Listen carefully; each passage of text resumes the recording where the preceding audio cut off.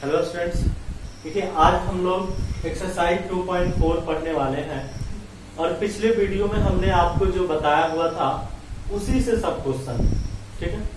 तो देखिए एक्सरसाइज का, इसीलिए हम फर्स्ट और सेकंड नहीं बता रहे हैं, आप फर्स्ट का थर्ड नंबर हम आपको क्वेश्चन बता रहे हैं, ठीक है। क्वेश्चन ये कह रहा है कि बताइए कि निम्न बहुपदों के लिए बहुपद का गुणनखंड जो है x+1 है या नहीं। गुणनखंड x+1 है या नहीं। तो गुणनखंड है बाबू x+1 कब होता है, तो हम लोग कल पढ़े थे गुणनखंड प्रमेय में कि सबसे पहले हम क्या कर लेते हैं कि जिसका गुणनखंड निकालना होता है उसका हम शून्यक निकाल लेते हैं, ठीक है। तो शून्यक निकालेंगे तो x+1 = 0, x बराबर क्या होगा बाबू -1, ठीक है। तो चूंकि हम कह सकते हैं कि px, ठीक है, px x-1, या हम लिख सकते हैं यहाँ पे x+1 है ना, लिख देंगे x+1 px का एक गुणनखंड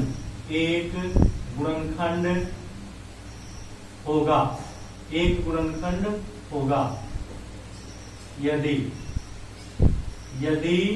और केवल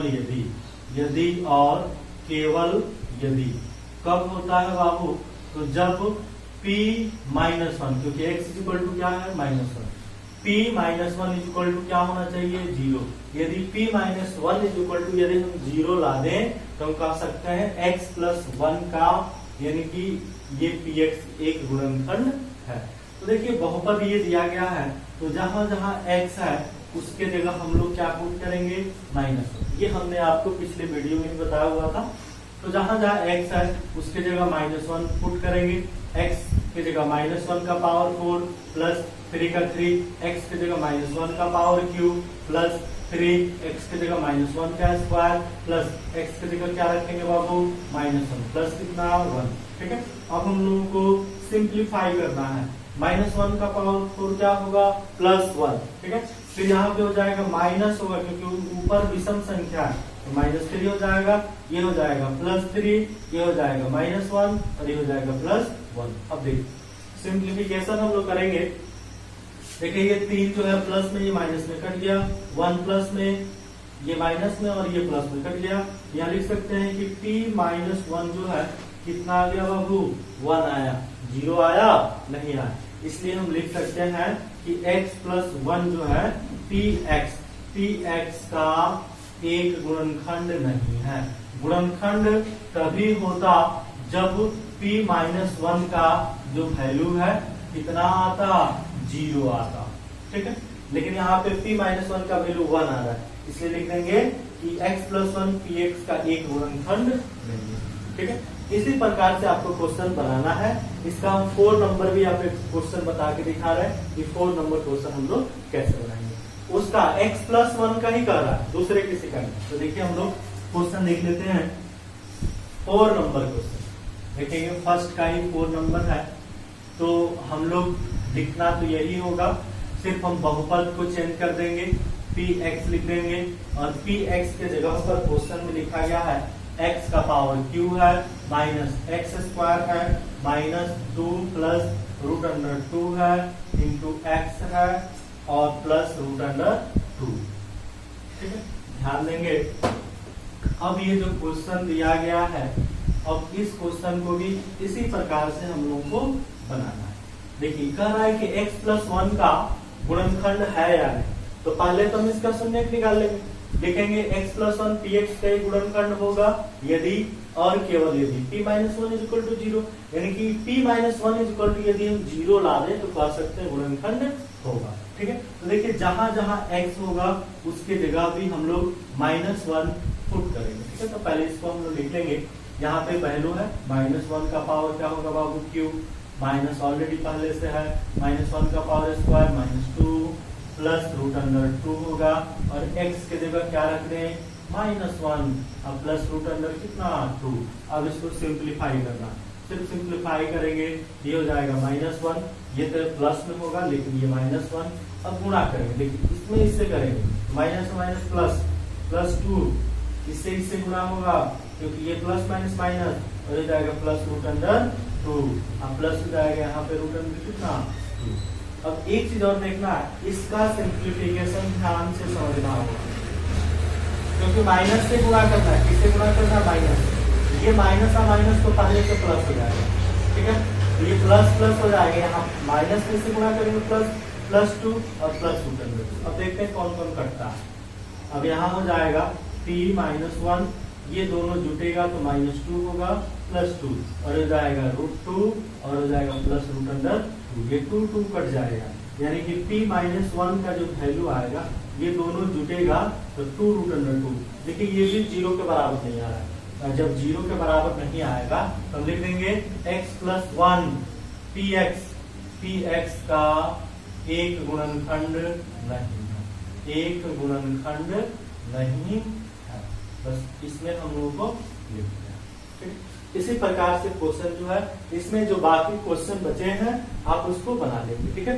अब चलते हैं हम लोग सेकंड नंबर क्वेश्चन जो है वो कैसे बनाना है।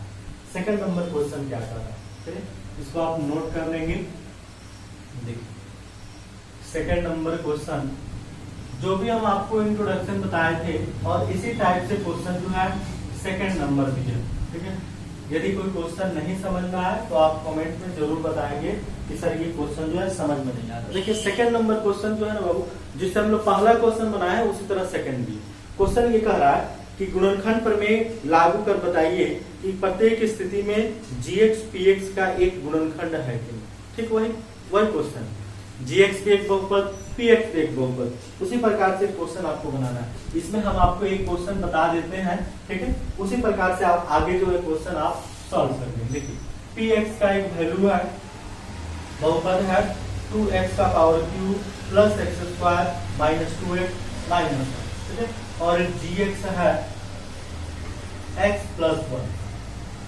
अब ये क्वेश्चन में यही कह रहा है कि gx px का एक बहुपद है कि नहीं। किसका बहुपद बाबू? गुणनखंड, सॉरी गुणनखंड चेक करना है। तो x प्लस 1 का, तो gx का एक शून्य निकाल लीजिए, gx इक्वल टू क्या होगा बाबू? 0, और gx कितना दिया है? x प्लस 1 इक्वल टू 0, यानी कि x इक्वल टू कितना? -1, ठीक है। अब कह रहा गुणनखंड है कि नहीं, यहाँ लिखेंगे हम, क्या लिखेंगे? gx px का एक गुणनखंड होगा। क्या लिखेंगे बाबू? होगा, यदि और केवल यदि और केवल यदि। ये तो लिखना होगा हम लोगों को। कब होगा? तो p x के जगह क्या है? -1 इक्वल टू 0। यदि p -1 इक्वल टू यदि 0 आ गया तो कह सकते हैं कि gx जो है px का एक गुणनखंड है। इसी प्रकार से हम लोग फर्स्ट नंबर भी क्वेश्चन बनाया है। तो चलिए हम देख लेते हैं यहाँ पे px क्या है? 2x का power cube plus x square minus 2x minus कितना? 1। x की जगह क्या रखेंगे बाबू? -1, तो 2 का 2 -1 का पावर क्यूब होगा, प्लस हो जाएगा -1 का स्क्वायर होगा, -2 x की जगह -1 सिर्फ अब सिंप्लीफाई करना है, वैल्यू रख के सिंप्लीफाई। ये -2 हो जाएगा क्योंकि विषम संख्या है तो माइनस होगा, माइनस में 2 से गुणा -2 हो जाएगा +1, ये माइनस प्लस हो जाएगा -1, ठीक है। ये 2 प्लस में, ये माइनस में कट जाएगा, ये प्लस में, ये माइनस में कट जाएगा, यानी कि p - 1 इक्वल टू कितना आया बाबू? 0। देखिए 0 आ गया। जब 0 आ गया इसलिए हम लिख सकते हैं कि gx px का एक गुणनखंड है। बस सिंपल सा हम, ठीक है। इसी प्रकार से हम लोगों को दूसरा नंबर का जितना भी 2, 3, 4 जितना भी क्वेश्चन दिया ठीक इसी प्रकार से बना। एक गुणनखंड चेक करना है तो सबसे पहले क्या करेंगे? उसका हम शून्यक निकाल लेंगे, ठीक है। शून्यक निकालने के बाद उसमें वैल्यू पुट करेंगे, पुट करने के बाद देख लेंगे 0 आ रहा है कि नहीं। अगर 0 आएगा तो शून्यक होगा, नहीं आएगा तो शून्यक नहीं होगा, ठीक है। आप इसको नोट कर लीजिए, ठीक है। अब देखिए तीसरा नंबर क्वेश्चन हम आपको बता रहे हैं। तीसरा नंबर भी क्वेश्चन अच्छा क्वेश्चन है। देखिए यदि किसी को नहीं समझ में आ रहा हो तो आप उसको हमको बताएंगे, कमेंट करेंगे। जो नहीं समझ में आएगा उसको हम फिर से दोबारा बताएंगे, ठीक है। देखिए तीसरा नंबर क्वेश्चन क्या है? थर्ड नंबर क्वेश्चन, बोर्ड पर ध्यान से देखेंगे। तीसरा नंबर क्वेश्चन कह रहा है k का मान ज्ञात करिए जबकि निम्नलिखित स्थितियों में प्रत्येक स्थिति में x - 1 px का एक गुणनखंड है। क्योंकि ध्यान दीजिए, क्योंकि क्वेश्चन कह रहा है, पहले ही कह रहा है कि x - 1 जो है px का एक गुणनखंड है, एक गुणनखंड है, ये कह रहा है। ठीक है, गुणनखंड पहले से ही कह रहा है कि px का एक गुणनखंड है। जब px का गुणनखंड है, कहने का क्या मतलब हुआ कि px इज इक्वल टू क्या बाबू, 0। गुणनखंड पर में से हम जानते हैं, तो px का एक गुणनखंड 0। ठीक है, अब ये क्वेश्चन कह रहा है, क्योंकि ये क्वेश्चन में ही पहले से दिया हुआ है, तो और ये बताना है इसमें कि k का मान ज्ञात करना, किसका वैल्यू, k का मान ज्ञात करना। और ये कह रहा है कि x - 1 px का एक गुणनखंड है। तो जब गुणनखंड कब होता है, जब px इज इक्वल टू 0। अब देखिए px में क्वेश्चन क्या दिया हुआ, अब कह रहा है px, ये पहला क्वेश्चन है, तो x² plus x plus k is equal to कितना बाबू, 0। ठीक है, ये दिया हुआ बहुपद है, ये बराबर 0, और px इज इक्वल टू कितना दिया। अब हम लोग क्या करेंगे, एक गुणनखंड इसका है, जिसका शून्य निकाल लेते हैं। तो x इज इक्वल टू क्या हो जाएगा, 1। अब जहां जहां x होगा उसके जगह क्या पुट कर देंगे, 1 पुट कर देंगे। तो 1 पुट करेंगे तो ये 1 का स्क्वायर प्लस x की जगह 1 प्लस कितना बाबू, k इज इक्वल टू कितना, 0। 1 का स्क्वायर 1 होगा, ये भी 1 होगा, प्लस k होगा इज इक्वल टू 0 होगा। दोनों को जोड़ेंगे तो 2 होगा, प्लस k होगा इज इक्वल टू 0 होगा। ये प्लस में है, इधर जाएगा तो माइनस में होगा, यानी k का कितना वैल्यू आ गया बाबू, -2। यही आपका आंसर हो जाएगा। ठीक है, इसी प्रकार से दूसरा नंबर भी क्वेश्चन आप बना सकते हैं। तो px इक्वल टू 0 लिखेंगे, क्या लिखेंगे, px इक्वल टू 0। क्यों लिखेंगे, क्योंकि x - 1 px का एक गुणनखंड होगा। कब, जब ये तो दिया, कब होगा, जब px इक्वल टू 0। जहां जहां x होगा उसके जगह हम लोग क्या पुट करेंगे, 1 पुट करेंगे। अब देखिए क्वेश्चन और दिया गया, इसका दूसरा नंबर क्वेश्चन, px के जगह क्या है, तो 2x² प्लस kx प्लस कितना बाबू, √2। ठीक है, बराबर क्या लिखेंगे, 0। 2 का 2, x के जगह क्या रखेंगे, 1, तो 1 का स्क्वायर होगा, k का k, x के जगह क्या रखेंगे, 1 प्लस √2 कितना, 2 इज इक्वल टू 0। ठीक है, ये ध्यान में रखना है। अब ये हो जाएगा, इसका स्क्वायर तो 2 हो जाएगा, ये k हो जाएगा, प्लस हो जाएगा √2 बराबर कितना, 0। ठीक है, अब k का k हो जाएगा, ये प्लस में इधर जाएगा तो माइनस में, ये भी प्लस में इधर जाएगा तो माइनस में। ये आपका आंसर हो सकता है, यानी k के जगह पे -2 √2 हो सकता है। इसी प्रकार से आप तीसरा और चौथा क्वेश्चन भी बना सकते हैं। ठीक है, 2 क्वेश्चन हमने बता दिया, थर्ड और फोर्थ नंबर क्वेश्चन जो है आप खुद अपने से बना लेंगे। अब चलिए हम लोग 4 नंबर क्वेश्चन बताते हैं। और 4 नंबर जो क्वेश्चन है बाबू, जो फैक्टराइजेशन का क्वेश्चन है, वही क्वेश्चन, इसको आप नोट भी कर लेंगे। चलिए देखिए 4 नंबर क्वेश्चन हम लोग कैसे बनाएंगे। तो 4 नंबर क्वेश्चन क्या कह रहा है, इस चीज को भी समझना। और 4 नंबर क्वेश्चन गुणनखंड करें, बहुत ही आसान है, जो हमने आपको कल बताया हुआ था। 1-2 क्वेश्चन हम इसमें से बताएंगे, बाकी 1-2 क्वेश्चन जो है आप खुद अपने से बनाएंगे। 12x² - 7x प्लस कितना बाबू, 1। देखिए कल हमने आपको बताया हुआ था, क्या बताया हुआ था, इसका फैक्टराइजेशन करने के लिए पहले आप इस दोनों को गुणा करेंगे। एक बार फिर से समझ लेंगे, अगर किसी को नहीं समझ में आया होगा तो फिर से समझ लेंगे। जब गुणा करेंगे तो क्या होगा, 12x², और गुणा जब करेंगे तो बाबू प्लस में कि माइनस में, देखिए यहाँ भी प्लस, यहाँ भी प्लस, तो प्लस में आएगा। अब हम इसका ऐसा 2 फैक्टर ज्ञात करेंगे, 2 फैक्टर ज्ञात करना। और 12 का फैक्टर कौन कौन हो सकता है, चलिए हम पहले लिख लेते हैं। जैसे 12 में 1 से गुणा करेंगे तो भी 12 हो जाएगा, 4 में 3 से गुणा करेंगे तो भी 12 होगा, 3 में 4 से गुणा करेंगे तो भी 12 होगा, 6 में 2 से गुणा करेंगे तो भी 12 हो जाएगा, और 2 में 6 से गुणा करेंगे तो भी 12 होगा। समझ रहे हैं, फैक्टर हमने 1 और 12 भी लिख सकते हैं। अब देखिए क्या करना है, यहाँ पे क्या है, प्लस है कि माइनस, प्लस। तो दोनों को जोड़ने पर, ये दोनों को जोड़ने पर, ये ध्यान में रखना, दोनों को जोड़ने पर कितना लाना है बाबू, -7। अभी x छोड़ दीजिए, x आप बाद में पुट कर देंगे। यहाँ पे क्या लाना है, -7। ठीक है, क्या करके, दोनों को जोड़ के, क्योंकि यहाँ प्लस है, प्लस है तो दोनों को जोड़ के लाना। देखिए 12 और 1 जोड़िएगा तो 7 -7 होगा नहीं, इसलिए ये वैल्यू हम नहीं लिखेंगे। ठीक है, क्योंकि 12 और 1 तो 13 होता है ना, क्योंकि हमको जोड़ के लाना है। अब देखिए यहाँ पे 6 और 2 जोड़ेंगे तो 7 होगा नहीं, इसलिए ये भी नहीं लेंगे, ये भी नहीं लेंगे। अब यहाँ देखिए 4 × 3 = 12 हो गया, 3 × 4 = 12, दोनों में कोई एक ले सकते हैं। अब ये सवाल उत्पन्न ये होता है क्योंकि हमको ये दोनों में लेना है, 4 3 ले लें या 3 4 ले लें। अब देखिए हम यहाँ पे 4x लिख लेते हैं और एक 3x लिख लेते हैं। लाना किसमें है? माइनस में। किसमें लाना है बाबू? माइनस में। यदि हम दोनों प्लस प्लस कर दें तो क्या दोनों माइनस आएगा? नहीं आएगा, क्योंकि दोनों प्लस प्लस तो प्लस में आएगा। अगर यहाँ माइनस लाना होगा तो आप दोनों किसमें करेंगे? माइनस में। दोनों साइन हो जाएगा। अब यहाँ देखिए 12x² minus 4x minus 3x, ये दोनों सेम हो गया। सेम का मतलब दोनों को जोड़ेंगे तो -7 हो जाएगा। अब प्लस कितना बाबू? 1। इसमें क्या कॉमन? 4x। 3x² इसमें से क्या कॉमन हो जाएगा? 1, क्योंकि 4x तो कॉमन। इस दोनों में क्या कॉमन होगा बाबू? 1। ये हो जाएगा 3x माइनस कितना? 1। ठीक है, गुणा करेंगे तो फिर उतना आ जाएगा। ये दोनों यहाँ x² नहीं होगा, x होगा। ये दोनों सेम है तो सेम है तो 3x माइनस 1 हो जाएगा। दोनों सेम के बदले और एक हो जाएगा 4x माइनस 1। यही आपका आंसर हो जाएगा। ठीक है, एक क्वेश्चन और इसी में काम बताते हैं। इसी में क्या क्वेश्चन है, आप उसको भी समझेंगे और उसको भी देखिए। ये जो क्वेश्चन है इसी में से वो आपका 4 नंबर क्वेश्चन है, 4 का 4 नंबर। ठीक है, वो क्वेश्चन लिखा गया है 3x² माइनस x माइनस 4। ठीक है, इसको भी समझ लीजिए। देखिए यहाँ पे सेम गुणनफल है बाबू, 4 3 12। लाना कितना है जी?